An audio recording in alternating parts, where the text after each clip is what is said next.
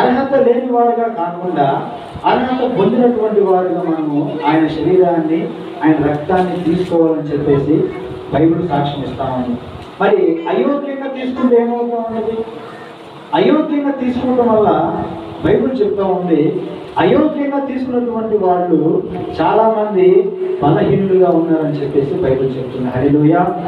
చాలా మంది బలహీనులుగా ఉన్నారు, చాలా మంది రోగులుగా ఉన్నారు, చాలా మంది నిద్రించుతూ ఉన్నారు. హల్లెలూయా.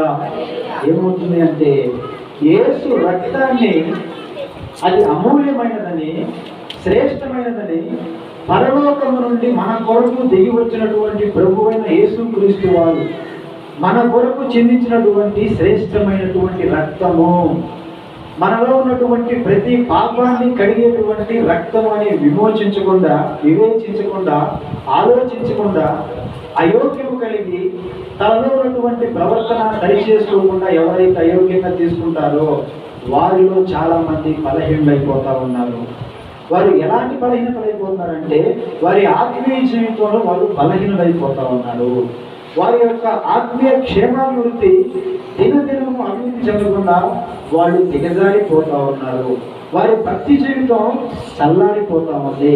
వాళ్ళు భక్తిలో దిగజారిపోతా ఉన్నారు, దేవునికి దూరం అయిపోతా ఉన్నారు. ఎందుకంటే వాళ్ళు అయోగ్యముగా దాన్ని తీసుకుంటూ ఉన్నారు కాబట్టి. ఇదే కొనసాగుతూ ఉంటే ఏమవుతుంది వారి జీవితాలంటే కొంతకాలానికి వాళ్ళు నిద్రించుతున్నారంటే విడిచిపెట్టేస్తున్నాడు దేవుడు, వదిలేస్తున్నాడు దేవుడు. ఎందుకంటే వాళ్ళలో యోగ్యమైనటువంటి ప్రవర్తన కనుపరచుకోవడానికి వాళ్ళు ఇష్టపడతలేదు. హల్లెలూయా. అందుకనే చెప్తా ఉన్నారు, ఎందుకు మనం యేసు రక్తాన్ని తీసుకోవాలి అంటే 3 రకాలైనటువంటి విషయాలు మనం తెలుసుకున్నాం. ఒకటి ఏమిటంటే ఎందుకు తీసుకోవాలి, 2 ఎలా తీసుకోవాలి, 3 ఎలా తీసుకోకూడదు. అయితే ఈ 3 విషయాలు తెలుసుకున్నటువంటి మనము మరొక విషయాన్ని తెలుసుకోబోతున్నాం. హల్లెలూయా. ఏమిటంటే అసలు యేసు రక్తము మనకి ఎలాంటి అర్హతను కలగజేసింది, యేసు రక్తము మనకి ఎలాంటి స్థితిని దేవుని దగ్గర కలగజేసింది, యేసు రక్తము ఎలాగ మనల్ని దేవుని వద్దకు నడిపించిందో మనం ఒకసారి చూసినట్లయితే బైబిల్ని చూడండి. బైబిల్లో నుంచి మనం చూద్దాం. పరిశుద్ధ గ్రంథంలో నుంచి ఎఫెసీయులకు రాసినటువంటి పత్రిక 2వ అధ్యాయంలో 12వ వచనం మనం చదువుకుందాం. ఎఫెసీయులకు రాసిన పత్రిక 2వ అధ్యాయము 12వ వచనం మనం చదువుకుందాం. ఆ కాలమందు ఇశ్రాయేలుతో సహపౌరులు కాక పరదేశులను వాగ్దాన నిబంధనలు లేని పరజనులను నిరీక్షణ లేని వారును లోకమందు దేవుడు లేని వారై ఉండి క్రీస్తుకు దూరస్తులై ఉంటిరని నీవు జ్ఞాపకం చేసుకునండి. హల్లెలూయా. హల్లెలూయా. గతంలో ఉన్నటువంటి పరిస్థితి గురించి వాక్యం చెప్తా ఉంది. ఏమని చెప్తా ఉంది అంటే గతంలో ఇశ్రాయేలు ప్రజలకి వాగ్దానం ఉంది, ఇశ్రాయేలు ప్రజలకి ఒక నిబంధన ఉంది, ఇశ్రాయేలు ప్రజలకి ఒక నిరీక్షణ ఉంది, ఇశ్రాయేలు ప్రజలకి ఒక క్రమం ఉంది. మరి క్రమము లేని వాళ్ళు, నిబంధన లేని వాళ్ళు, వాగ్దానం లేని వాళ్ళు ఎవరంటే దేవుణ్ణి ఎరగనటువంటి అన్యజనులకు నిరీక్షణ లేదు. హల్లెలూయా. వారికి ఒక వాగ్దానం లేదు, వారికి పరలోకములో నివసించే పౌరసత్వం లేదు, వారికి దేవుని దగ్గర నివసించే అర్హత లేదు, దేవుణ్ణి తెలుసుకోవడానికి వాళ్ళు ఇష్టపడలేదు. నిజమైనటువంటి దేవుణ్ణి తెలుసుకొని ఆయన కాడికి వచ్చి ఆయన మాటలు విని ఆయన చెప్పిన మాట ప్రకారం జీవించడానికి అనేక మంది ప్రజలు వ్యతిరేకించారు. అందుకని వాళ్ళు ఏమన్నారంటే ఎలా ఉన్నారంటే దేవుడు లేని ప్రజలుగా వాళ్ళు ఉన్నారంట. హల్లెలూయా. మరి ఇశ్రాయేలు ప్రజలకు ఏముందంటే వారికి దేవుడు అంటే భయం ఉంది, వారికి నిజమైనటువంటి దేవుడు పరలోకమందు ఉన్నాడని వారికి ఒక అవగాహన ఉంది. అందుకనే వాళ్ళకి ఏమి ఇచ్చాడు దేవుడు అంటే వాళ్ళకి ఒక నిబంధన ఇచ్చాడు. ఏమిటా నిబంధన అంటే మోషే ధర్మశాస్త్రం ద్వారా దేవుడు బయలుపరిచినటువంటి విధి విధానాలని వాళ్ళకి ఇచ్చాడు. ఏంటి అంటే ఈ లోకంలో మీరు ఎలా జీవించాలి, ఈ లోకంలో మీరు ఎలా బ్రతకాలి, ఈ లోకంలో మీరు ఎలా ప్రవర్తించాలి, మీ జీవితంలో ఎలా ముందుకు కొనసాగాలి, మీరు పాపము జోలికి వెళ్లకుండా ఎలా బ్రతకాలి, మీరు పరిశుద్ధులుగా ఉండాలంటే ఎలా ఉండాలి అనేటువంటి ప్రతి ఒక్క విషయాన్ని కూడా ఆ యొక్క ధర్మశాస్త్రం మోషే ద్వారా దేవుడు ఇశ్రాయేలు ప్రజలకు ఇచ్చారు. అందుకనే ఆ నిబంధన మందసాన్ని వాళ్ళు ఏం చేస్తారంటే వారి మధ్యలో ఉంచుకొని దేవుడు అంటే భయపడుతూ వాళ్ళు ముందు కొనసాగారు. అందుకని దేవుడు వాళ్ళకి ఏం చేశాడంటే వాళ్ళకి ఒక నిబంధన ఇచ్చాడు, వాళ్ళకు ఒక వాగ్దానం చేశాడు. అలాగే వాళ్ళకు నిరీక్షణ ఉంది. ఏమిటా నిరీక్షణ అంటే మనం మరణించిన తరువాత ఈ భూమి మీద బ్రతికొండి మనం దేవునికి ఇష్టమైనటువంటి బిడ్డలుగా మరణించిన తరువాత మనం దేవునితో పాటు ఉంటామనేటువంటి నిరీక్షణ ఇజ్రాయేల్ ప్రజలకు ఉంది. అయితే ఎవరికి లేదు నిరీక్షణ అంటే అన్యజనులైనటువంటి వాళ్ళు, దేవుడు లేని వాళ్ళకి ఈ నిరీక్షణ లేదు. వాళ్ళకి ఎవరి కోసం ఎదురు చూడాలి, వాళ్ళు ఎలా బ్రతకాలి, ఎలాగ జీవించాలి, ఎలాగ మనం మంచిగా బ్రతకాలంటే దానికి మార్గం ఏంటి? అన్యజనులకి ఆ మార్గం లేదు. అందుకనే వాళ్ళు ఎలా పడితే అలా జీవిస్తూ ఉన్నారు, వాళ్ళు ఇష్టానుసారంగా జీవిస్తూ ఉన్నారు. నిజమైనటువంటి దేవుని కాక విగ్రహాలను వాళ్ళు చేసుకొని విగ్రహారాధన చేస్తూ దేవునికి అసహ్యత పుట్టించేటువంటి ప్రజలుగా వాళ్ళు మారిపోయారు. అందుకనే వాళ్ళు ఎలా ఉన్నారంటే దేవుని యొక్క నిబంధన కానీ వాగ్దానము కానీ దేవుని ప్రజలుగా బ్రతికేటువంటి సమానత్వం కానీ వారికి ఆ పౌరసత్వం కానీ లేకుండా వాళ్ళు ఉన్నారు. అయితే మరి యేసు ప్రభు వచ్చిన తరువాత ఏం జరిగిందంటే పరిస్థితి ఒకసారి తర్వాత వచనం చదువుకుందాం. అక్కడేం చెప్తా ఉన్నారు, తర్వాత వచనం చూడండి. అక్కడ అయినను మునుపు దూరస్తులైనటువంటి మీరు ఇప్పుడు క్రీస్తు యేసునందు క్రీస్తు రక్తము వలన సమీపస్తులై ఉన్నారు. హల్లెలూయా. పూర్వములో యేసుక్రీస్తు వారు రాకమున్నటువంటి ప్రజలకి దేవుని ఎరుగక దేవుని వద్దకు వెళ్ళక దేవుని రక్షణ పొందక వాళ్ళు అలా ఉంటే యేసుక్రీస్తు వారు వచ్చినటువంటి ఈ తరంలో కూడా ఆయన వచ్చి 2000 సంవత్సరాలు పూర్తయిపోయింది. ఈ భూమి మీద ఉన్నటువంటి సమస్త ప్రజల కోసం ఆయన రక్తాన్ని చిందించి తన శిలువలో మరణించి ఆయన వద్దకు వచ్చేటువంటి ప్రతి ఒక్క మనిషి పాపాలు క్షమించి ఇప్పుడు ఆయన నమ్మినటువంటి ప్రతి ఒక్కరికి ఆయన ఏం చేస్తామంటే ఇశ్రాయేలు ప్రజలకు ఉన్నటువంటి వాగ్దానము నమ్మినటువంటి ప్రతి ఒక్కరికి ఆయన అనుగ్రహించాడు. హల్లెలూయా, హల్లెలూయా. ఏం చేస్తామని ప్రభు అంటే పూర్వం ఇశ్రాయేలు ప్రజలకు మాత్రమే ఉన్నటువంటి ఆ యొక్క వాగ్దానము, ఆ నిరీక్షణ, ఆ యొక్క పౌరసత్వము, ఆ యొక్క సమానత్వము ఇవన్నీ కూడా ఈరోజు ఎవరైతే యేసు ప్రభువే నిజమైనటువంటి రక్షకుడు, నిజమైనటువంటి దేవుడు, ఆయన మన కొరకే వచ్చాడు, మన కోసమే చనిపోయాడు అని నమ్మి ఎవరైతే బాప్తిజం తీసుకుంటారో వారికి జరిగేటువంటి అర్హత ఏమిటంటే వారు కూడా దేవుని ప్రజలై ఉండేటువంటి అవకాశం వాళ్ళకు దొరికింది. వారికి కూడా ఇప్పుడు ఇశ్రాయేలు ప్రజలతో పాటు ఒక వాగ్దానం ఉంది, వారికి కూడా ఒక నిబంధన ఉంది, వారికి కూడా ఒక నిరీక్షణ ఉంది. ఏమిటంటే ఒకప్పుడు మనము ఎలా ఉన్నామంటే రక్షణ లేనప్పుడు మనం కూడా పరదేశులుగా దేవునికి ఉన్నాం, పరజనులుగా మనం ఉన్నాం, మనము కూడా వాగ్దానం లేని వారుగా ఉన్నాం, మనము కూడా నిరీక్షణ లేని వారుగా ఉన్నాం, మనము కూడా దేవుడు లేని వారుగా ఉన్నాం. ఎలాగే అంటే మనం నిజమైనటువంటి దేవుడిని తెలుసుకోలేకపోయాం, నిజమైనటువంటి దేవుడు ఎవరో గ్రహించలేకపోయాం.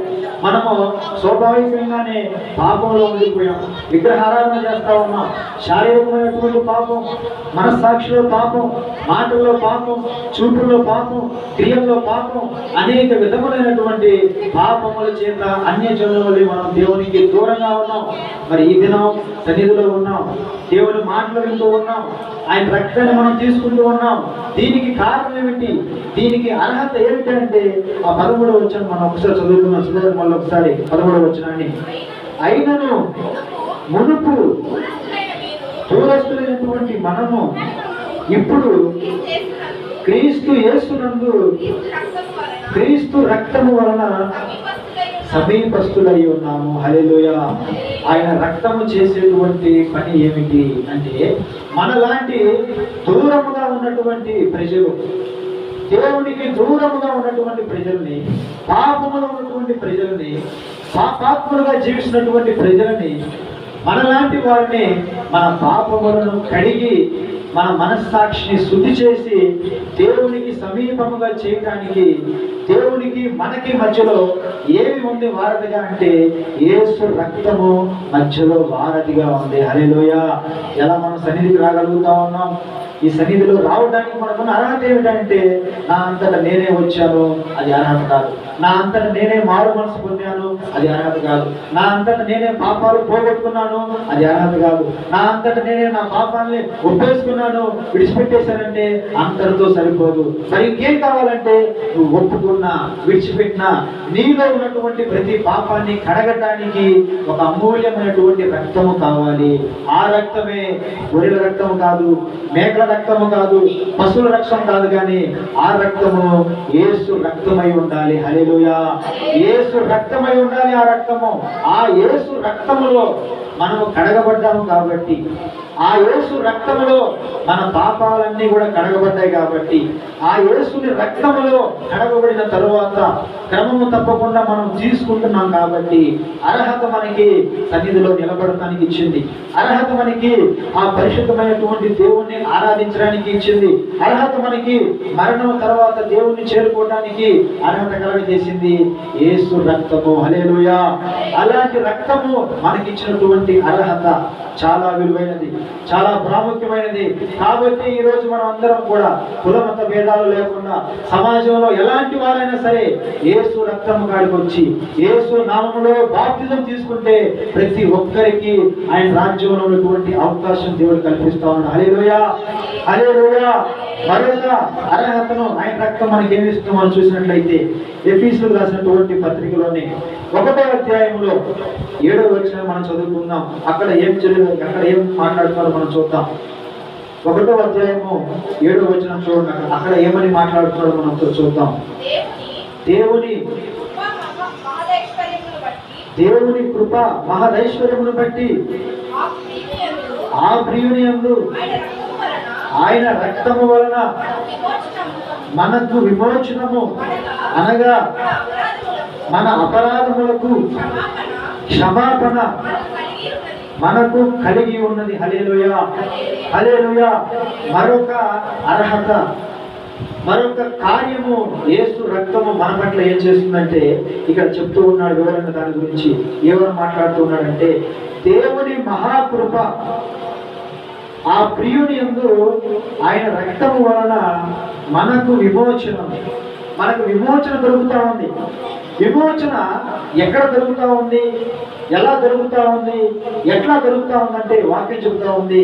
విమోచన అనేది, మనకి క్షమాపణ అనేది యేసు రక్తము వలన మనకి విమోచన కలుగుతూ ఉంది. హల్లెలూయా. ఆయన యొక్క రక్తము వలన క్షమాపణ మనకు దొరుకుతూ ఉంది. మీరు ఆలోచించండి, ఈ లోకంలో మనం ఉన్నాం, మనం తెలుసో తెలియకో ఒక తప్పు చేసాం, లేదా ఒక పాపం చేసాం, లేదు దొంగతనం చేసాం. దొంగతనం చేస్తాం, మనం దొరికేసాం, పోలీసులు పట్టుకున్నారు, మనం తీసుకెళ్ళి జైల్లో పెట్టేస్తారు. కోర్టులో పెట్టినప్పుడు కోర్టులో జడ్జి గారి ముందు నేను దొంగతనం చేశానండి, ఒప్పుకుంటున్నాను, నన్ను క్షమించి వదిలేమంటే వదిలేస్తారా? క్షమించి వదిలేయండి, నేను మారిపోయాను, ఇంకా మరలా దొంగతనం చేయను. ఏదైనా కానీ దొంగతనమే కావచ్చు, ఇంకేదైనా కావచ్చు, నేను తప్పు చేశాను, దొంగతనం చేశాను, మరి ఇంకేదైనా చేశాను, ఇప్పుడు మనసు మార్చుకున్నాను, అయితే నేను క్షమించమని కోరుకుంటున్నాను, నాకు విడుదల ఇస్తారంటే ఎవ్వరు కూడా ఖచ్చితంగా విడుదలేవు. మరి ఏం చేస్తారు? నువ్వు నేరం ఒప్పుకుంటే వెంటనే నీకు దానికి తగినటువంటి శిక్ష అక్కడ అమలు జరగబడతా ఉంది. హల్లెలూయా. వెంటనే శిక్ష. అందుకనే మా దృష్టిలో చెప్తా ఉన్నాం, దొంగతనం చేసిన వాళ్ళైనా సరే, ఏ పని చేసిన వాళ్ళైనా జైలుకి వెళ్ళినప్పుడు జడ్జి గారి ముందు మేము ఏ పాపము ఎరగమండి అని చెప్తా ఉంటారు. హల్లెలూయా. హల్లెలూయా. ఎందుకంటే తర్వాత లాయర్లు వాదించుకుంటారు, తర్వాత అని చెప్పేసి వాళ్ళు అనుకుంటా ఉంటారు, కానీ ఎవరు కూడా ఒప్పుకోరు. కానీ ప్రభు అయినటువంటి యేసుక్రీస్తు దగ్గర నువ్వు ఎన్నిసార్లు పాపం చేసినా తెలియనప్పుడు, లోకంలో ఉన్నప్పుడు నువ్వు చేసేటువంటి ప్రతి పాపము నువ్వు తెలియకుండా చేశావు. నువ్వు నీ మనస్సాక్షిని, నీ యొక్క హృదయాన్ని నువ్వు అన్ని పాడు చేసుకున్నావు, పాపపు ఆలోచనతో నింపేసుకున్నావు. నీ మనసు పాపంతో ఉండిపోయింది, నీ ఆలోచనలు పాపంతో ఉండిపోయినాయి, నీ క్రియలు పాపంతో ఉండిపోయినాయి. నువ్వు లోకంలో అందరి దృష్టికి ఒక చెడ్డవాడిగా కనిపిస్తా ఉన్నాం, ఒక పాపాత్ముడు కనిపిస్తా ఉన్నాం. ఎవ్వరు కూడా నిన్ను చూసి వీడు ఎందుకు పనికిరాడు, ఈమె ఎందుకు పనికిరాదు, ఈమె అసలు క్షమించకూడదు, ఈమెని క్షమించకూడదు, ఈ వ్యక్తిని మనం క్షమించకూడదు అని అందరూ అంటా ఉన్నప్పుడు నీ హృదయంలో ఎప్పుడైతే నువ్వు దేవుని మాట నీకు వినపడినప్పుడు, దేవుని వాక్కు నీకు వినబడినప్పుడు నీ హృదయాన్ని నువ్వు మార్చుకొని, నీ మనస్సును నువ్వు మార్చుకొని, నువ్వు ప్రభు కాడికి వెళ్ళి నేను చేసిన తప్పేనయ్యా దాన్ని ఒప్పుకుంటున్నానంటే క్షమించడానికి ప్రభు ఒక్కడే సిద్ధంగా ఉన్నాడు. హల్లెలూయా, హల్లెలూయా. నువ్వు ఎలాంటి పాపం చేసినా, ఎంత ఘోరమైనటువంటి పాపంలో నువ్వు ఉన్నా, అది మనసులో కావచ్చు, క్రియలలో కావచ్చు, ఎన్ని రకాలైనటువంటి దుర్మార్గమైనటువంటి పనులు చేసినా ప్రభు మహాకృపను బట్టి నిజమైనటువంటి నువ్వు దేవుణ్ణి తెలుసుకొని ఆయన ఒక్కడు మాత్రమే క్షమించగలిగేటువంటి ఆయన ఒక్కడు మాత్రమే రక్షించగలిగే వ్యక్తి, ఆయన ఒక్కడు మాత్రమే మన పాపమును భరించేటటువంటి వ్యక్తిని నువ్వు తెలుసుకొని గుర్తిరిగి ప్రభు కాడికి వెళ్ళి నువ్వు క్షమాపణ పొందుకుంటే క్షమించడానికి దేవుడు మాత్రమే సిద్ధంగా ఉన్నటువంటి ఆయన. హల్లెలూయా. ఆయనే ప్రభు అయినటువంటి యేసుక్రీస్తు ఎలా క్షమించాడంటే ఆయన యొక్క రక్తములో నీలో ఉన్నటువంటి ప్రతి పాపమును కడిగి వేశాడు. హల్లెలూయా, హల్లెలూయా. ఈ ప్రపంచంలో ఎలాంటి గాయానికైనా సరే మందులు ఉన్నాయి.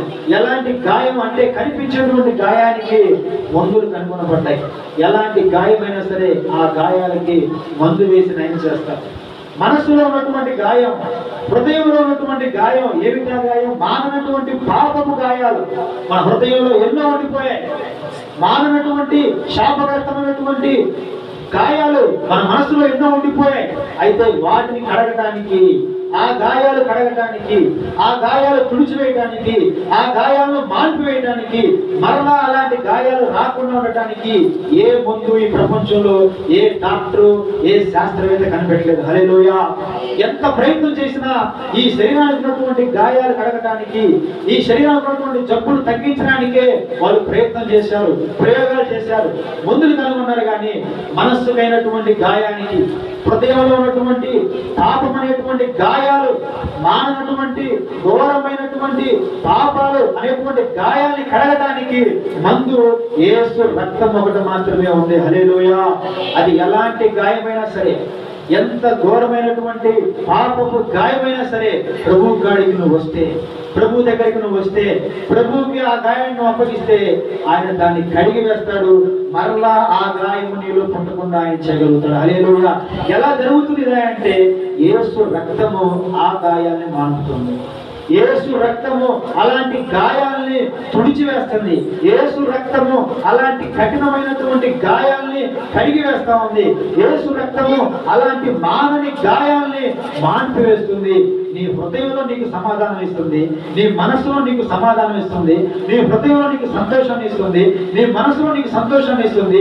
దేవుని యొక్క శాంతి నీ హృదయాల్లో నిండుగా ఉంటుందని బైబిల్ వాక్యం చెప్తుంది. హల్లెలూయా. యేసు రక్తము చేసేటువంటి రెండో కార్యం ఏమిటి అంటే మన హృదయంలో, మన మనస్సులో అనేటువంటి పాపం అనేటువంటి లోతైనటువంటి గాయాలను ఆ రక్తము పూర్తిగా తీసివేస్తుంది. హల్లెలూయా, హల్లెలూయా. మరొక విషయాన్ని మనం చూద్దాం.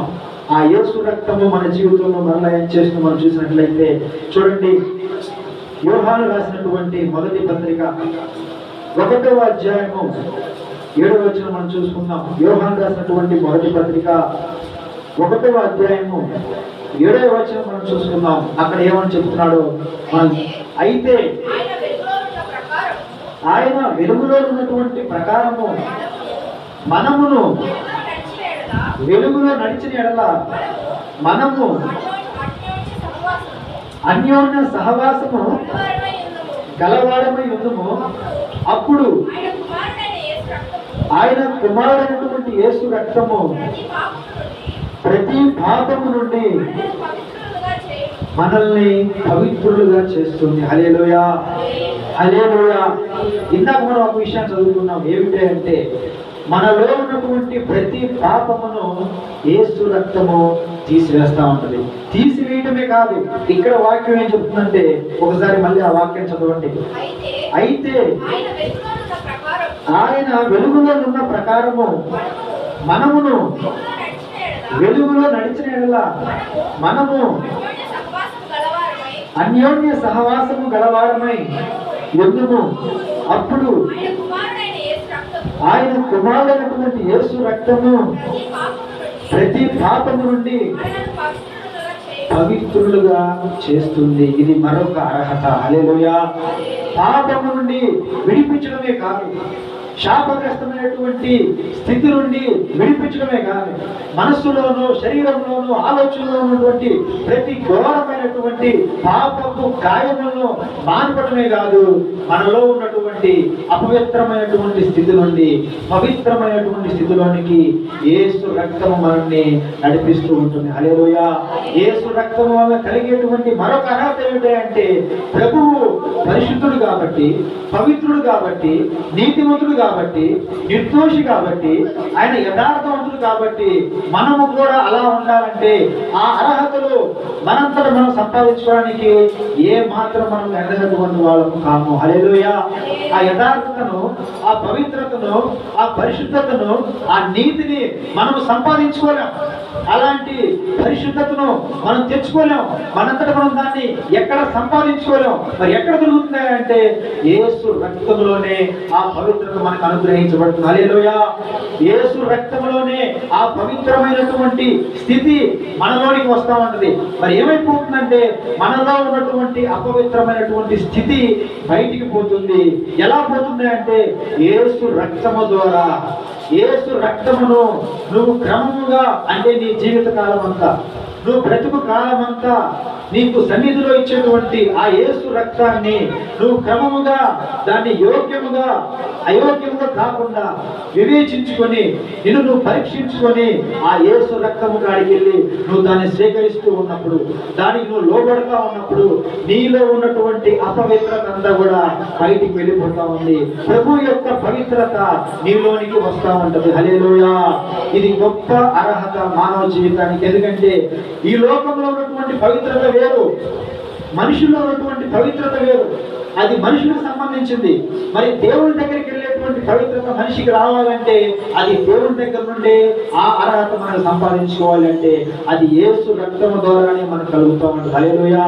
అది మనుషుల ద్వారా వచ్చే పవిత్రత కాదు, యాగాల ద్వారా వచ్చే పవిత్రత కాదు, యజ్ఞాల ద్వారా వచ్చేటువంటి పవిత్రత కాదు, అనేకమైనటువంటి ధర్మ కార్యాలు చేయటం వల్ల వచ్చేటువంటి పవిత్రత కాదు, అనేకమైనటువంటి మంచి కార్యాలు చేయటం వల్ల వచ్చేటువంటి పవిత్రత కాదు. మరి ఎలాంటి పవిత్రత అంటే యేసు రక్తములో ఉన్నటువంటి పవిత్రత, యేసులో ఉన్నటువంటి పవిత్రత, యేసులో ఉన్నటువంటి యోగ్యత మన జీవితంలో కూడా యేసు రక్తము ద్వారా మనకు అనుగ్రహించబడతా ఉంటుంది. హల్లెలూయా. అది యేసు రక్తము ద్వారా మాత్రమే ఈ లోకంలో నివసించేటువంటి ప్రతి మనిషికి సాధ్యమవుతా ఉంటుంది. అందుకనే ప్రభు చెప్తా ఉన్నాడు, ఆయన ఏమని చెప్తారంటే యేసు రక్తమును ఇది నా రక్తమని, నా శరీరమని మీరు వివేచించాలి. ఏమని వివేచించాలి? ఇది పరిశుద్ధమైనది అంటే ఆయనలో ఉన్నటువంటి పరిశుద్ధత నీకు కూడా అనుగ్రహించబడుతుంది. ఇది పవిత్రమైనది అంటే ఆయనలో ఉన్నటువంటి పవిత్రత నీకు కూడా అనుగ్రహించబడుతుంది. ఇది మరణం తర్వాత మనల్ని పైకి లేపేటువంటి స్థితిలోనికి నడిపిస్తుంది. ఆయన్ని ఎలాగైతే తండ్రి అయినటువంటి దేవుడు లేపాడో అలాగే మనం మరణించిన తర్వాత కూడా మనల్ని కూడా లేపటానికి యోగ్యతనిచ్చేది ఈ యేసు రక్తము. అందుకనే ప్రభు చెప్తా ఉన్నాడు, ఈ రక్తము తిన్నప్పుడు, ఈ రక్తము త్రాగునప్పుడు, ఆయన శరీరము మనం తిన్నప్పుడు ఇది యోగ్యమైనదని వివేచించుకోవాలంటే ఆ యోగ్యత మనము కూడా పొందుకోవాలని. హల్లెలూయా. మనము ఆ యోగ్యత పొందుకోవాలని, మనలో ఉన్నటువంటి స్వభావ సిద్ధమైనటువంటి పాపాన్ని మనం విడిచిపెట్టాలని, క్రమముగా ఆయన రక్తాన్ని మనం స్వీకరిస్తూ ఉన్నప్పుడు మనలో దేవునికి వ్యతిరేకంగా ఉన్నటువంటి ప్రతి ఆలోచన మనలో నుండి వెళ్ళిపోవాలి. ప్రతి అపవిత్రత మనలో నుండి బయటికి పోవాలి. దేవుని యొక్క పవిత్రత మనలోనికి రావాలి. దేవుని యొక్క పరిశుద్ధత మనలోనికి రావాలి. మన జీవితాలు క్రమముగా మార్పు చెందాలి. హల్లెలూయా. ఇలాంటి మార్పు చివరికి దేవుని దగ్గరికి నడిపించేటువంటి మార్పుగా అది పూర్తవ్వాలని చెప్పేసి దేవుడు మన కొరకు లోకంలో వచ్చినటువంటి శ్రేష్టమైనదే యేసు రక్తము. అందుకని దాన్ని ఎప్పుడు దాకా తీసుకున్నాడంటే మనము బ్రతుకు కాలం అంతా దాన్ని తీసుకుంటూ ఉండాలి. మనలోనికి పవిత్రతను ఆయన పంపిస్తూ ఉన్నప్పుడు ఆ పవిత్రతను మనము జాగ్రత్తగా కాపాడుకునే వారుగా ఉండాలి. హల్లెలూయా. ప్రభు యొక్క శ్రేష్టమైన విలువైన పవిత్రత మన జీవితంలోకి వస్తూ ఉన్నప్పుడు, ఆయన యొక్క పరిశుద్ధత మనలోకి వస్తూ ఉన్నప్పుడు, ఎందుకంటే మనంతట మనం దాన్ని సంపాదించుకోలేం కాబట్టి, మనంతట మనం దాన్ని పొందుకోలేం కాబట్టి, ప్రభు మనకి అనుగ్రహిస్తూ ఉన్నప్పుడు మనం చేయాల్సిన పని తెలుసా? మనము ఆ పవిత్రతను కాపాడుకుంటున్నామా లేదా?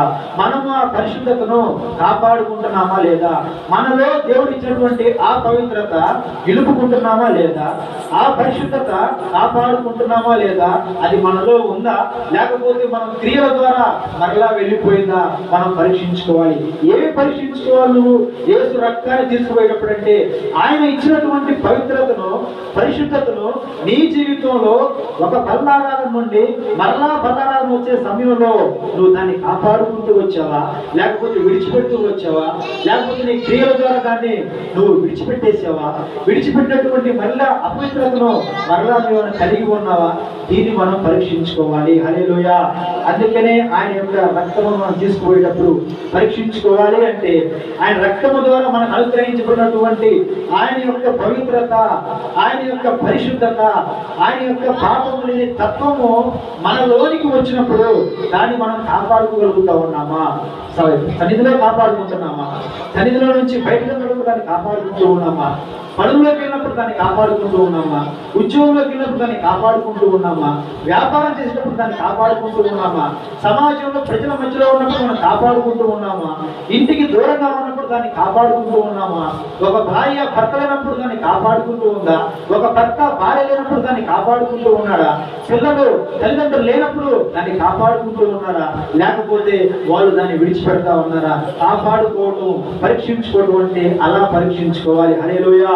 పరీక్షించుకోవడం అంటే ఇక్కడికి వచ్చి మనం తినబోయేటప్పుడు ప్రభువా నన్ను క్షమించు, నేను అయోగ్యుని, యోగ్యత నాకు ఇవ్వని కాదు.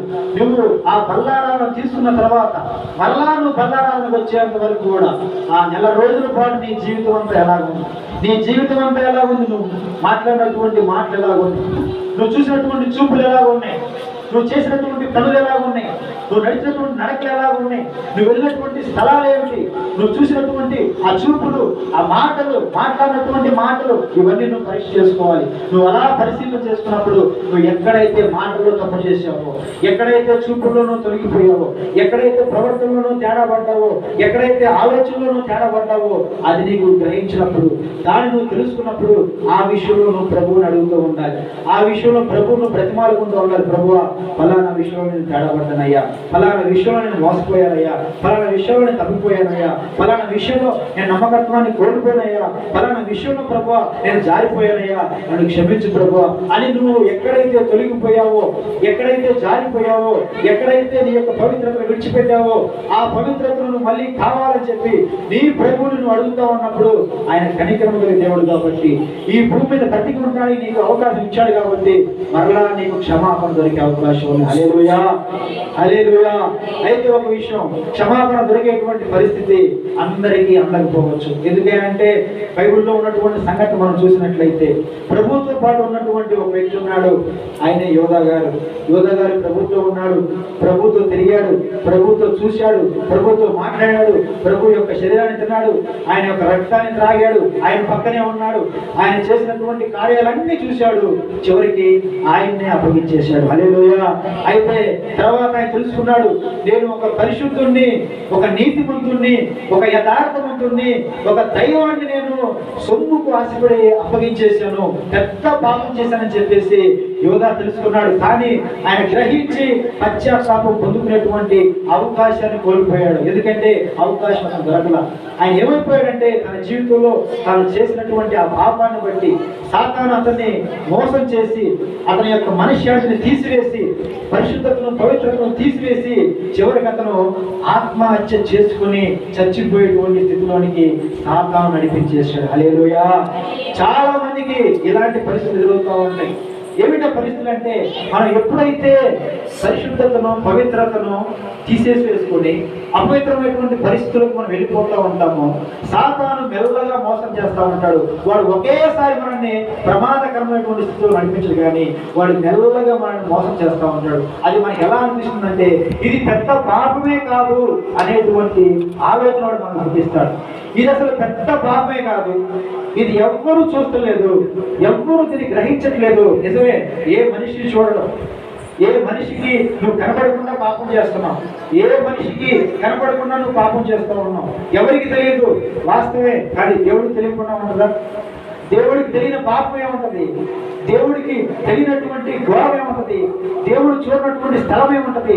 దేవుడికి అగుపించకుండా దాక్కునేటువంటి మనిషి ఎక్కడ ఉన్నాడు అంటే ఈ ప్రపంచంలో కాదు, ఈ సృష్టిలోనే ఎక్కడ లేడు. హల్లెలూయా. అలాంటి స్థితిలో ఉన్నటువంటి ఈ మనిషిని సాతాను మాత్రం నిన్ను ఎవ్వరూ చూస్తలేదు, నిన్ను ఎవరు పట్టించుకోరు, నువ్వు ఎవరికి కనపడవు అని చెప్పేసి మెల్లగా పాపమును మన జీవితంలోకి తీసుకొస్తా ఉంటాడు. ఆ మెల్లని పాపము, చిన్న పాపము నిదానంగా పెరిగి పెద్దాయి. అది ఒక రోజు మనల్ని భయంకరమైన మరణకరమైన ఆత్మహత్య చేసుకుని మరణించేటువంటి యూదా లాంటి స్థితిలోకి తీసుకెళ్ళిపోతా ఉంటాడు. హల్లెలూయా. అందుకని ప్రభు అంటున్నాడు, ఏమంటున్నాడు? నిన్న సేవకుడు ద్వారా మాట్లాడేటువంటి మాట, మీరు మెలుగుగా ఉండు. హల్లెలూయా. ఎందుకు కావాలి మెలుగు అంటే, ఈ సులువుగా చిక్కులు పెట్టేటువంటి పాపము తెలియకుండానే మనలో ప్రవేశిస్తూ ఉంటది. తెలియకుండా మనలో ప్రవేశించినప్పుడు ప్రభు సహాయాన్ని మనం కోరుకోవాలి. ప్రార్థన ద్వారా దేవుని అడగాలి, ప్రభువా ఈ యొక్క శోధన నేను జయించలేకపోతున్నాను, ఈ శోధన నేను దీన్ని తట్టుకోలేకపోతున్నాను, ఈ యొక్క శోధనలో నుండి నన్ను తప్పించు ప్రభువా, నాకు శక్తినివ్వు, నాకు బలాన్నివ్వు, ఈ శోధన జయించి నేను జై జీవితం కలిగి ఉండాలి, పాపమునకు లోపడకుండా పవిత్రంగా నేను బ్రతకాలని చెప్పేసి నీకు మెలుగు కావాలి. ఎందుకంటే నీ యొక్క పవిత్రత సాతాను దొంగలించుకుని ఉండడానికి నీకు మెలుగు కావాలి. ఆ మెలుగు ఎలా ఉండాలంటే, సమయం ముందు అసమయం ముందు ఏం చేయాలి మనం అంటే, ప్రార్థన చేసేటువంటి వారుగా ఉండాలి. హల్లెలూయా. అందుకే నేను చెప్పినటువంటి వాక్యము, ఒకటి మెలుగుగా ఉండాలి, రెండు ప్రార్థనా పరులుగా ఉండాలి, సమయాన్ని సద్వినియోగం చేసుకునే వాళ్ళుగా ఉండాలి. ఎక్కువగా ఎవరు సాతానుకు పట్టబడతా ఉంటారంటే, సమయాన్ని సద్వినియోగం చేసిన వాళ్ళు కాదు, కానీ సమయాన్ని పోగొట్టేటువంటి వాళ్ళే సాతాను చెవి చిక్కుతూ ఉంటారు. హల్లెలూయా. హల్లెలూయా. అందుకనే దేవుని వాక్యం ముందుగానే చెప్పింది, ఏం చెప్పింది అంటే, సమయాన్ని మీరు పోనీయొద్దు, సమయాన్ని మీరు సద్వినియోగం చేసుకునే వారుగా ఉండాలి. హల్లెలూయా. మరొక మాట చూద్దాం, అక్కడ ఏమని మాట్లాడుతున్నాడో ప్రభువు మనం చూసినట్లయితే చూడండి. హెబ్రీయులకు రాసినటువంటి పత్రిక 9వ అధ్యాయము 14వ వచనం మనం చదువుకుందాం. హెబ్రీయులకు రాసినటువంటి పత్రిక 9వ అధ్యాయము 14వ వచనం మనం చదువుకుందాం. నిత్యుడకు ఆత్మ ద్వారా తనను తాను దేవునికి నిర్దోషినిగా అప్పగించుకున్నటువంటి క్రీస్తు యొక్క రక్తము నిర్జీవ క్రియలను విడిచి జీవము గల దేవుని సేవించుటకు నీ మనస్సాక్షిని ఎంతో, మరి అన్నమాట, ఎంతో ఎంతో ఎక్కువగా శుద్ధి చేయను. హల్లెలూయా. హల్లెలూయా.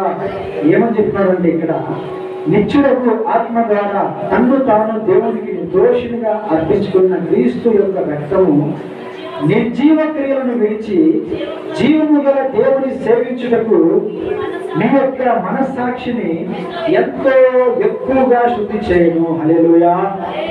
మరొక అర్హత మనకేమిటి యేసు రక్తము ద్వారా అంటే, మన యొక్క మనస్సాక్షిని ఎంతో ఎక్కువగా శుద్ధి చేస్తుంది. దేనికంటే మన మనస్సులోనే ప్రతి ఒక్క పాపం మనకు ఆరంభ స్థలమైందంటే మన మనస్సే దానికి కేంద్రం. హల్లెలూయా. పాపముకి మూలం ఎక్కడ ఉంటుందంటే, పాపానికి కేంద్రం ఎక్కడ ఉంటుందంటే మనస్సు. ఆ మనస్సులోనే ప్రతి ఒక్క పాపము ఆలోచన, ప్రతి పాపపు క్రియ, ఏది చేయాలన్నా, ఎలా ఉండాలన్నా, మంచి చేయాలన్నా, చెడు చేయాలన్నా, మంచిగా బ్రతకాలన్నా, చెడుగా బ్రతకాలన్నా, దేవునికి ఇష్టమైన వ్యక్తులుగా బ్రతకాలన్నా, దేవునికి అయిష్టమైనటువంటి వ్యక్తులుగా బ్రతకాలన్నా, దానికి ప్రారంభ స్థానం ఎక్కడ అంటే మనసే. అందుకని ప్రభు ఏం చేస్తాడంటే, అసలు